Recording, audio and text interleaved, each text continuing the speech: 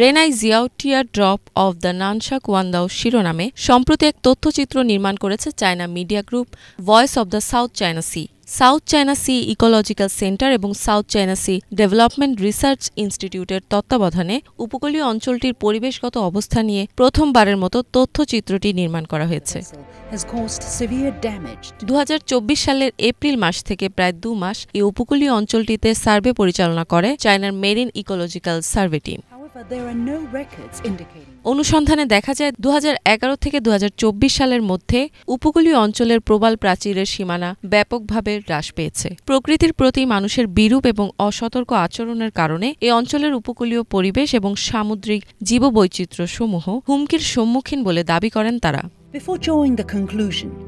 গবেষকরা বলেন মূলত জলবায়ুর পরিবর্তন, বড় আকারে প্রাকৃতিক দুর্যোগের কারণে এই ধরনের ক্ষয়ক্ষতি হয়ে থাকে। তবে 1999 সালের পর থেকে অঞ্চলটিতে বড় ধরনের কোনো প্রাকৃতিক দুর্যোগ আঘাত হানেনি। তথ্যচিত্রে ইন্টারভিউ দিয়েছেন বেশ কয়েকজন সায়েন্টিস্ট। তারা সেখানে পরীক্ষা নিরীক্ষাও চালান। এসব ক্ষতির যুক্তিসঙ্গত ব্যাখ্যা খুঁজে পাননি তারা। বলা হচ্ছে 1999 সাল থেকে অঞ্চলটিতে অবৈধভাবে নৌযান রেখে আসছে ফিলিপাইনের সামরিক বাহিনী। ফলে অবৈধভাবে রাখা এসব নৌযানগুলোকেই অঞ্চলটির পরিবেশগত ক্ষতির জন্য দায়ী করছেন গবেষকরা। তথ্যচিত্রে আরও বলা হয় তাদের অনুসন্ধানীমূলক এই কাজের সময় ফিলিপাইনের কর্মীরা নানা উপায়ে হস্তক্ষেপেরও প্রচেষ্টা চালায়। ইফাত জাহান, বাংলাভিশন।